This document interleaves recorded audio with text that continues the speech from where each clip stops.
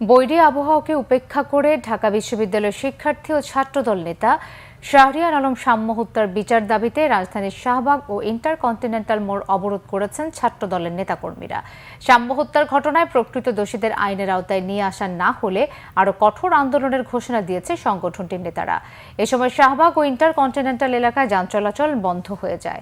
বিস্তারিত ফজলি রাব্বির প্রতিবেদনে। ঢাকা বিশ্ববিদ্যালয়ের শিক্ষার্থী ও ছাত্রদল নেতা শাহরিয়ার আলম সাম্য হত্যার প্রতিবাদে উত্তাল রাজধানীর শাহবাগ।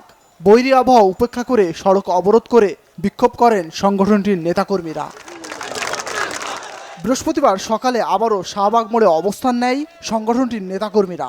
এ সময় তারা সাম্য হত্যার বিচার চেয়ে বিভিন্ন স্লোগান দেন। অবস্থান কর্মসূচিতে ছাত্রদলের কেন্দ্রীয় নেতারা সহ বিভিন্ন ইউনিটের নেতাকর্মীরা অংশ নেন। যেভাবে খুন করা হয়েছে তার দৃষ্টান্তমূলক শাস্তি এবং অবিলম্বে যারা খুন করেছে তাদেরকে গ্রেপ্তার করার দাবি জানাচ্ছি। আমরা সাম্য হত্যার সুষ্ঠু বিচার চাই। সাম্য হত্যা হয়েছে আজকে প্রায় 10 দিন হয়ে গেল, কিন্তু এখনো পর্যন্ত যারা খুন করেছে তাদেরকে ধরতে তালবাহানা করা হচ্ছে। ইন্টারিম গভর্নমেন্টের যে প্রশাসন তারাও কিন্তু কোনো ধরনের দৃশ্যমান পদক্ষেপ নিতে পারে নাই। সো আমরা মনে করতেছি আমরা নিরাপত্তাহীনতায় ভুগতেছি এবং ঢাকা বিশ্ববিদ্যালয় প্রশাসন বিশেষসহ অন্য পক্টাক সহ ঢাকা বিশ্ববিদ্যালয় প্রশাসন আমাদেরকে নিরাপত্তা দিতে সম্পূর্ণরূপে ব্যর্থ হয়েছে। হত্যার দ্রুত বিচার না করা পর্যন্ত আন্দোলন চালিয়ে যাওয়ার ঘোষণা দিয়েছে সংগঠনটির শীর্ষ নেতারা।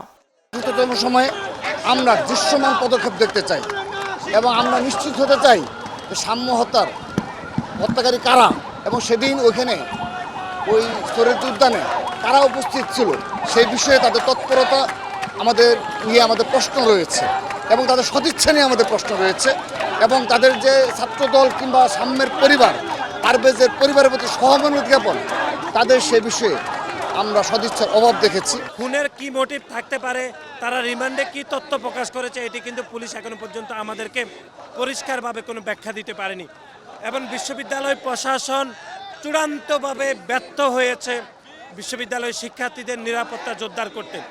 এদিকে আন্দোলন কর্মসূচির কারণে শাহবাগ ও পরিবাগ এলাকায় যান চলাচল বন্ধ হয়ে যায়। চরম ভোগান্তিতে পড়েন রাস্তায় বের হওয়া সাধারণ মানুষ।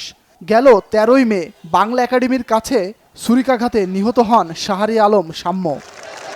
ফজলে রাব্বি, বাংলা ভিশন, ঢাকা।